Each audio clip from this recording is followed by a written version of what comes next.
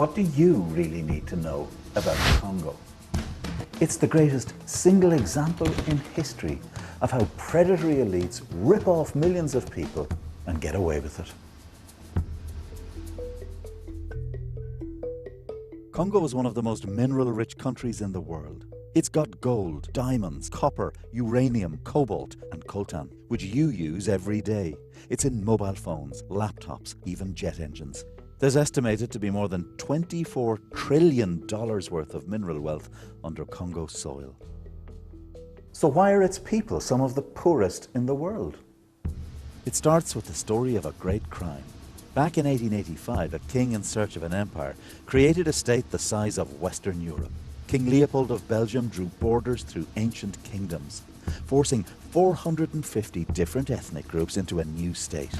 Leopold's plunder of the natural resources caused as many as 10 million deaths. It sparked the world's first human rights campaign, which forced the king to hand over the country to the Belgian state.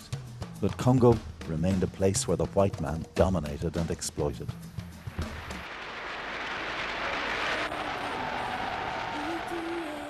Enter a new hope for Africa. Nous avons connu les ironies, les insultes, les coups que nous devions subir matin. The independence leader, Patrice Lumumba, inspired millions across the continent, but the West saw Lumumba as an enemy. The Belgians supported a rebellion against the new government in the mineral-rich east of the country. And when Lumumba appealed to the Soviet Union for help, The Belgians conspired with the CIA to murder him.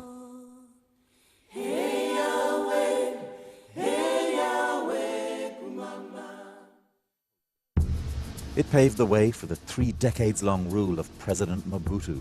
They didn't come any greedier in Africa. It's estimated he stole around half of the $12 billion his country received in aid. The West helped to keep him in power.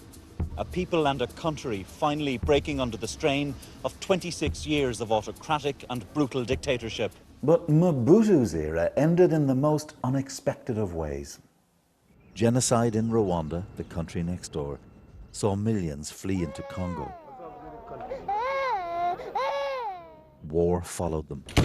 Rwanda and Uganda sponsored a rebellion that overthrew Mobutu and installed the Kabila family in power. In a decade of war, more than 5 million people are estimated to have died, as 9 African nations and numerous rebel groups fought each other for territory, for control of Congo's riches. Warlords dominated swathes of the country.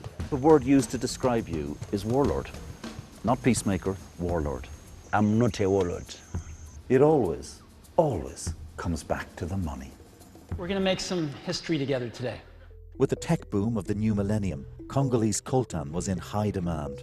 As there is a new commodity that we all want for our mobile phones or for our electric vehicles, the reality often is that Congo has it. And so we start to see the unscrupulous businessmen and women. We start to see the corrupt leaders. Human rights groups allege that around $750 million in mining revenues has been stolen under the rule of President Joseph Kabila and his cronies. Congo is a country where more than 70% of the population lives below the poverty line, where women suffer some of the highest rates of sexual violence in the world, and human rights can often be abused with impunity. This soil on which we sleep is the same soil where we buried our children.